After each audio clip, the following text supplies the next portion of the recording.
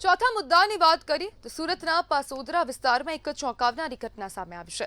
પાડોશીઓના સતત માનસિક ત્રાસ અને ધમકીઓથી કંટાળી 32 વર્ષીય મહિલાએ ફિનાઇલ પીધું। મહિલાએ વિડીયો દ્વારા પોતાની પીડા વ્યક્ત કરી, જે સોશિયલ મીડિયામાં પણ ચર્ચાનો વિષય બન્યો। બિલ્ડિંગની લોબીમાં કચરા અને સામાન્ય બાબતોને લઈને શરૂ થયેલો વિવાદ છેલ્લા 6 મહિનાથી વધતો ગયો। પાડોશી મહિલા વારંવાર કચરો ઘર પાસે નાખતી હોવાનો આરોપ છે। જ્યારે આ ઘટનાનો વિડીયો પણ વોટ્સએપ ગ્રુપમાં મુકાયો ત્યારે વાત વધુ ઉગ્ર બની અને ધમકીઓ આપવામાં આવી હોવાનો દાવો પણ કરાયો। આ બનાવ ફરી એકવાર બતાવે છે કે નાની નાની બાબતોમાં ધીરજ અને સંવાદની અછત સમાજમાં તણાવ વધારી રહી છે। જો કે આવા વિવાદોમાં સમયસર સમજદારી, વાતચીત અને કાયદેસર મદદ લેવાથી મોટી ઘટના અટકાવી શકાય છે। હાલ તો લસકાણા પોલીસ તપાસ કરી રહી છે, પરંતુ સામાજિક વાતાવરણને લઈને પ્રશ્ન પણ ઊભા થયા છે। અને આજ મુદ્દે આપણી સાથે ચર્ચા કરવા માટે સામાજિક કાર્યકર્તા નિલેશ પ્રજાપતિ જોડાઈ ગયા છે। નિલેશભાઈ, નાની નાની બાબતોમાં વિવાદો કેમ વધી રહ્યા છે?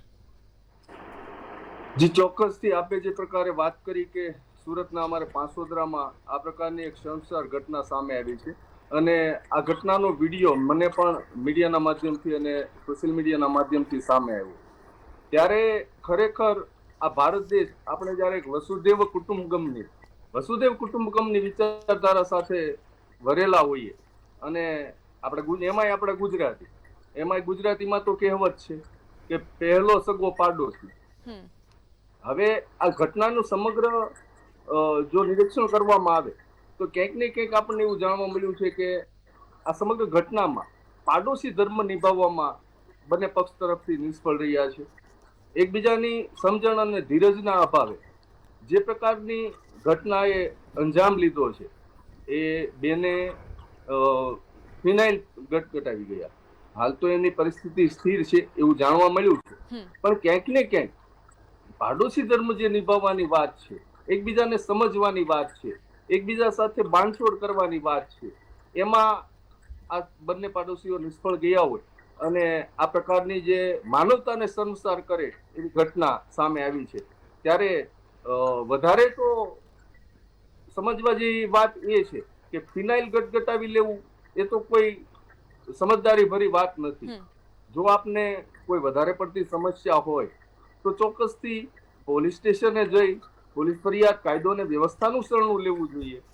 ત્યારે આ પ્રકારની ફિનાઇલ ગટગટાવી લેવું અને નાની મોટી કચરાની જે વાતો છે જે મીડિયાના એ વિડીયોના માધ્યમથી સામે આવી છે અને એવી વાતોને લઈ આ પ્રકારનું પગલું ભરવું એ ખરેખર શર્મસાર, માનવ જગતને શર્મસાર કરે એવી ઘટના છે અને પાડોશી ધર્મ નિભાવવામાં ક્યાંક ને ક્યાંક બંને પક્ષ તરફ નિષ્ફળ ગયા હોય એવું સ્પષ્ટપણે જણાઈ આવે છે। નિલેશભાઈ, હવે સમાજમાં સંવાદ અને જે સમાધાનની ભૂમિકા છે તે કેટલી મહત્વની છે?